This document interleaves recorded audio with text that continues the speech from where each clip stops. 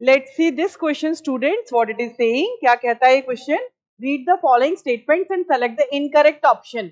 हमें इसके अंदर इनकरेक्ट ऑप्शन को क्या करना है? मार्क करना है। ये ओवरी यूट्रस फैलोपियन ट्यूब से रिलेटेड क्वेश्चन है। इसके लिए हमें क्या करना चाहिए? एक डायग्राम यहाँ पर बना लेना चाहिए, उससे हमारा सब कुछ क्लियर हो जाएगा। इस तरह से हम डायग्राम बना लेते हैं। ये पियर शेप का स्ट्रक्चर है, यूट्रस हम बना लेते हैं इसको, और यहाँ पर इस तरह से हम दिखा देते हैं, ठीक है ना। और ये है ओविडक्ट, और यहां पर हम बना लेते हैं ओवेरी, और ये है इस तरह। गॉट इट और नॉट? और यहां पर भी हम बना लेते हैं यही स्ट्रक्चर, ये फिम्ब्रिये हम दिखा देते हैं, और यहां पर हम बना लेते हैं ओवेरी।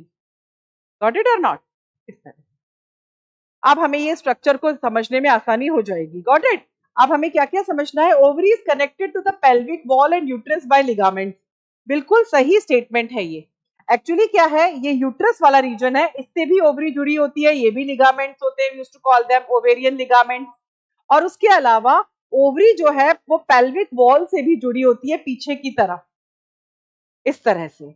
उसको हम सस्पेंसरी लिगामेंट्स बोलते हैं।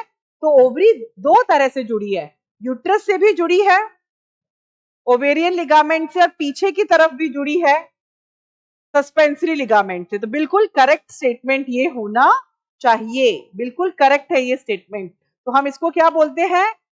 ये भी लिगामेंट है, और यहां पर ये भी लिगामेंट है।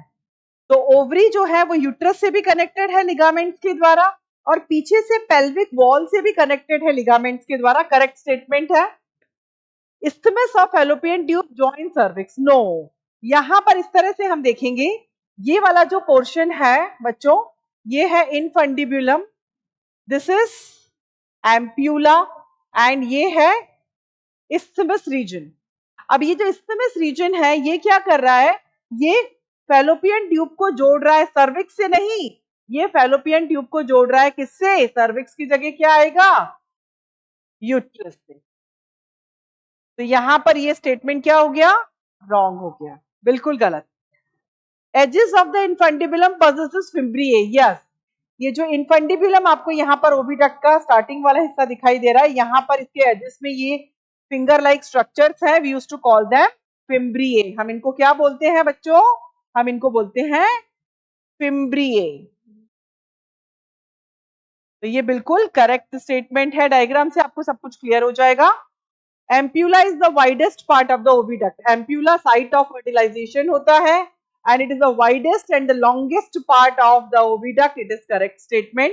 तो इसके अंदर incorrect पूछा है, और incorrect होगा isthmus of fallopian tube joins not cervix but the uterine cavity or uterus.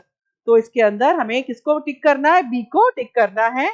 I think it will be clear to you all.